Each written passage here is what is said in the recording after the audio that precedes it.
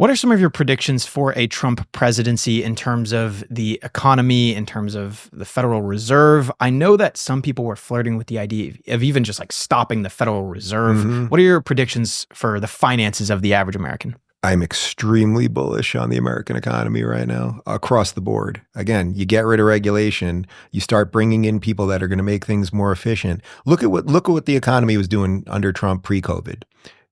Even if you care about some of the identity politics stuff, which I don't care about, his last State of the Union speech, we have lowest black unemployment of all time, lowest Latino unemployment of all time. He went through these unbelievable numbers that we had, and the Congressional Black Caucus sat there like this. It's one of my favorite videos ever as they're talking about that, because you think they might be going like this. Oh, that's pretty good. We're the Congressional Black Caucus. Black people have their lowest unemployment of all time, and they simply didn't care. That's a bit of a separate issue.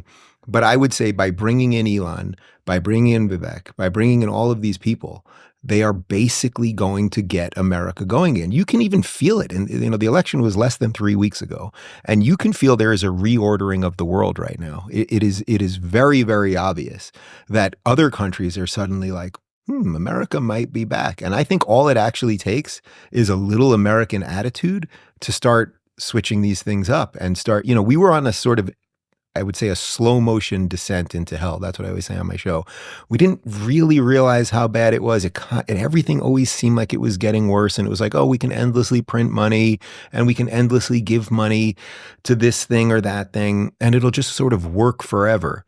And it was just kind of getting worse and worse. And we've been in some sort of like Frankenstein style democracy, basically, where the media kind of lies about everything. The policies don't really make sense. The math doesn't add up. Nobody knows what's really going on, but we just keep doing it. And I think what's happening now is people are realizing we're not going to do that anymore. And I think just that notion alone is going to, and also because of the technological evolution that we're about to have, or revolution, I think that I'm telling you, I've been saying it on my show, we are going to have an 80s style revolution in this country. It is coming. There's going to be a 10-year boom. I would say the only hedge against that would be God knows what the machine can do against Trump.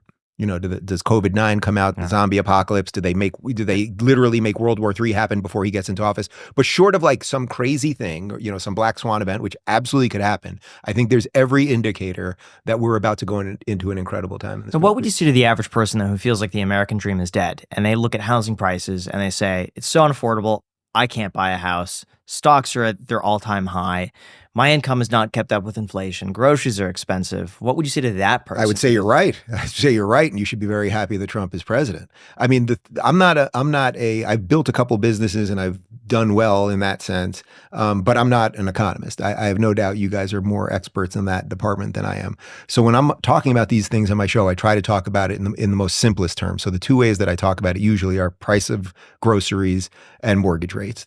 To me, that's the easiest way. We all go into the supermarket and we all see the same things, right? It doesn't matter how much money you have. I guess if you have an untold amount, you're a billionaire, you're probably not walking into the supermarket yourself. But all of us basically go in, and what used to be like $5.99 for a pound of beef is now $11.99, literally more than double. Price of eggs, price of milk, all of those things. Something's not right. And Kamala, her answer was, we're going to put price controls because it's the groceries. The grocers are basically, and the stores are trying to gouge you, and it's complete insanity. She doesn't want to connect any of that to what gets that pound of beef into the store, which of course includes fuel costs, and it includes the cost of fertilizer and a gajillion other things, right? Her answer was, at the end of the whole process, let's just give governmental control. So I talk about prices of food and then mortgage rates, because I think one thing that I did well is that I've bought a couple houses and I've done well on all of them because I did it when interest rates were low. And when interest rates are low, I've always liked paying my mortgage. I have a mortgage now. I like paying it because I got in when it was still low, like under 3.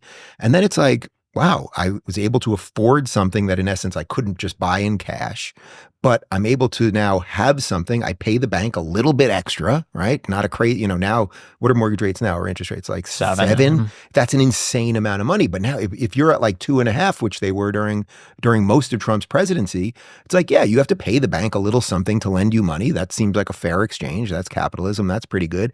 And then you get to own something and hopefully invest in it and make it better, and then eventually sell that and do that again and again. Well, someone argued that Trump caused housing prices to go up so much.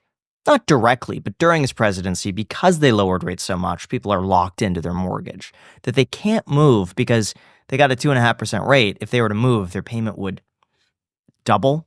I don't know that you could blame Trump. Well, the implication being it would be that the Federal Reserve, but it would be under his presidency. But is the implication there that because rates have now gone up, the guys with the good rates are locked in? I mean, I don't know how you can blame Trump for that, right? Well, you were saying under his presidency, you could afford a house, because you got a 2.5% mortgage. But my counterclaim to that is, for those who didn't get a mortgage during that time, they're now unable to because mortgages were so low during that time.